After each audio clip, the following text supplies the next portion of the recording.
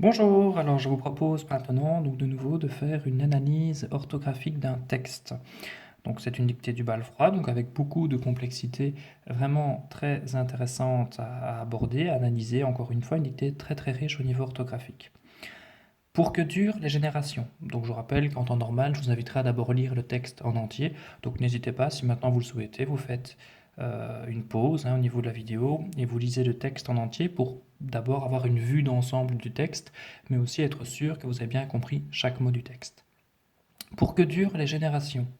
Attention ici dure, j'ai un cas particulier, le groupe sujet est après le verbe, d'accord? Mais cela ne change rien.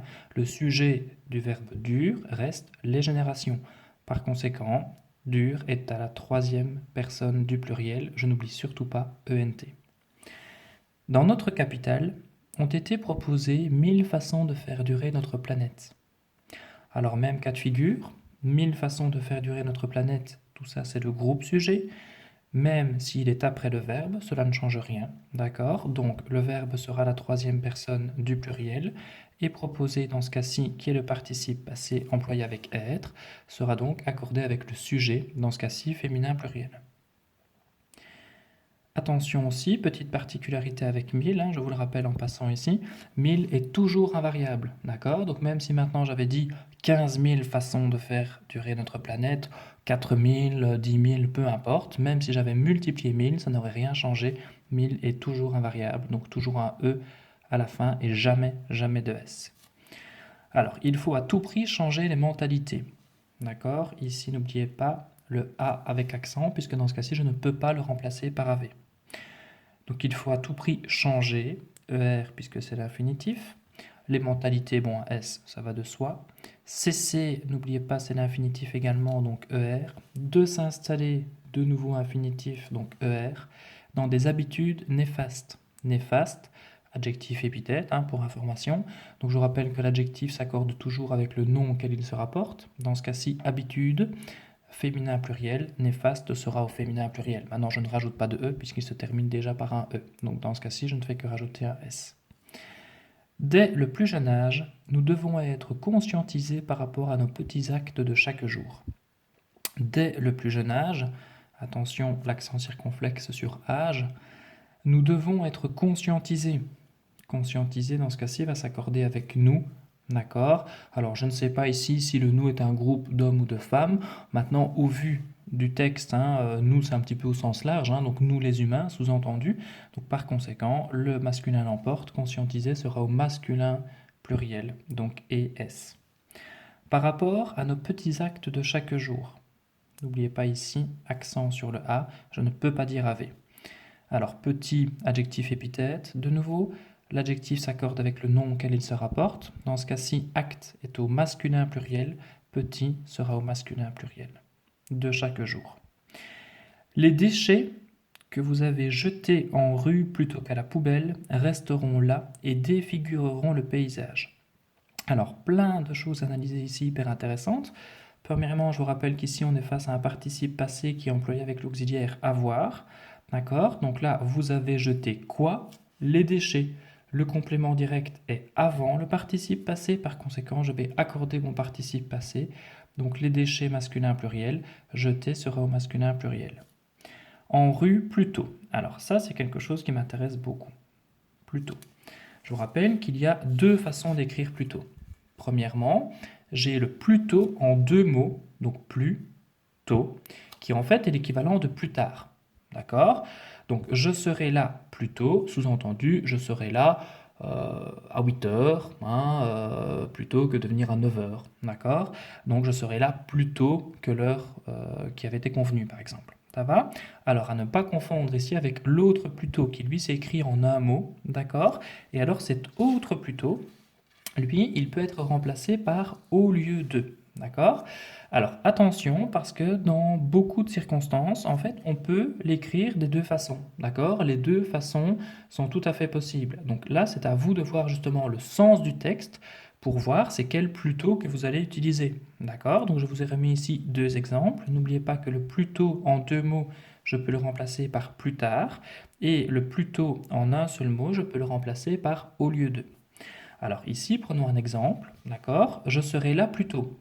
Je peux l'écrire des deux façons, d'accord? Au niveau orthographique, c'est tout à fait correct. Sauf que, en fonction du choix, hein, le sens de la phrase sera différent.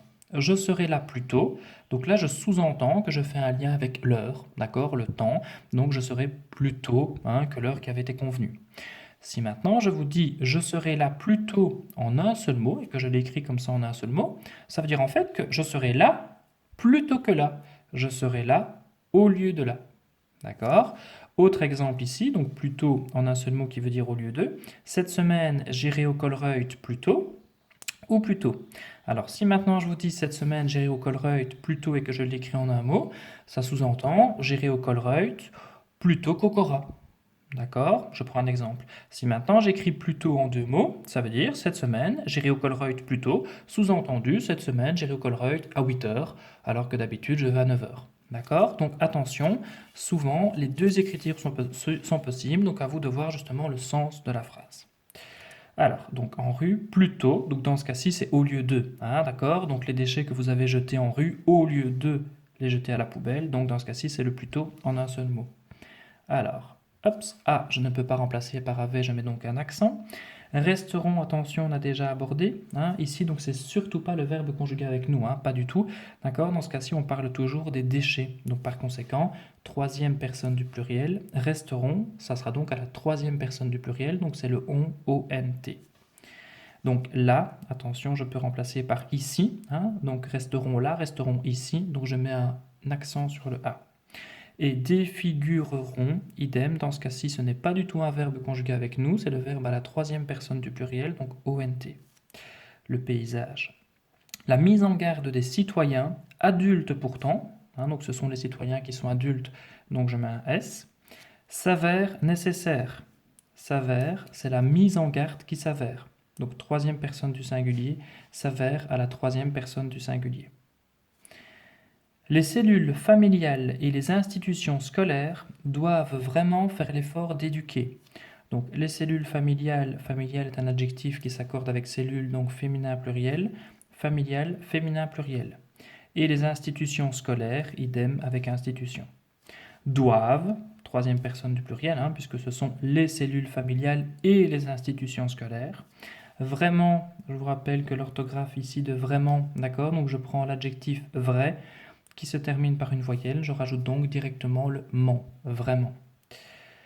Faire l'effort d'éduquer. Attention ici, pas d'accent puisque j'ai deux F ensuite. D'accord? Je vous rappelle que lorsque j'ai un E devant deux consonnes, qu'elles soient différentes ou les mêmes, je dois dire est, mais je ne mets pas d'accent.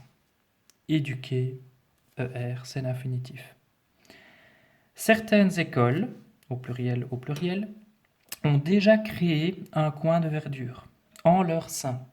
Alors ça, c'est un mot aussi qui m'intéresse beaucoup. Je vous rappelle que le sein peut être écrit de plusieurs façons également. Alors, je peux avoir le sein S-A-I-N, donc dans ce cas-là, ça veut dire, c'est synonyme, on va dire, de en bonne santé. Donc un corps sain, c'est un corps en bonne santé. D'accord? Une alimentation saine, je vais l'écrire comme ça ici, mais avec un E. Donc c'est une alimentation qui garantit justement la bonne santé. Alors le saint peut être aussi écrit S-A-I-N-T. D'accord? Par exemple, là j'ai le Saint-Nicolas. Alors, petite parenthèse, tant qu'on parle justement de Saint-Nicolas, je vous rappelle que Saint-Nicolas a deux orthographes possibles. D'accord? Et là, il y a beaucoup de gens qui font l'erreur, donc soyez vraiment très attentifs. Si maintenant j'écris Saint-Nicolas avec une majuscule et un trait d'union, dans ce cas-là, je parle de la fête, d'accord? Donc la Saint-Nicolas, tout comme je pourrais parler par exemple de la Noël, d'accord? Donc la fête, c'est Saint majuscule, trait d'union entre Saint et Nicolas, c'est la fête.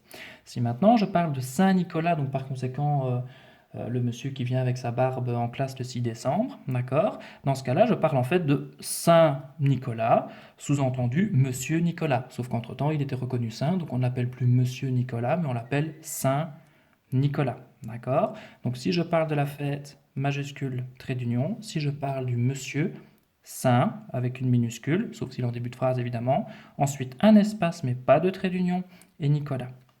J'ai également le saint, S-E-I-N, Donc dans ce cas-là, je parle du sein de la femme, par exemple, hein, d'accord? Donc le sein de la femme, un cancer du sein, maman donne le sein à mon petit frère, des choses comme ça. Donc il y a plusieurs cas de figure. Mais alors j'ai aussi une expression en fait qui est dérivée, donc au sein de, c'est le cas justement ici de notre texte. Donc au sein de, ça veut dire au centre de, d'accord?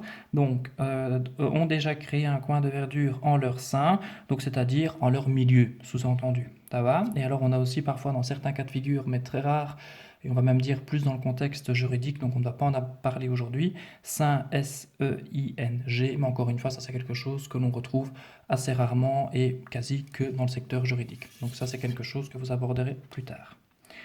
La beauté du potager ou de la simple pelouse enchantera les yeux de chacun. Ça va? Donc dans ce cas-ci, enchantera reste au singulier puisque c'est la beauté du potager ou de la simple pelouse. D'accord? Donc je reste au singulier. Voilà, à bientôt.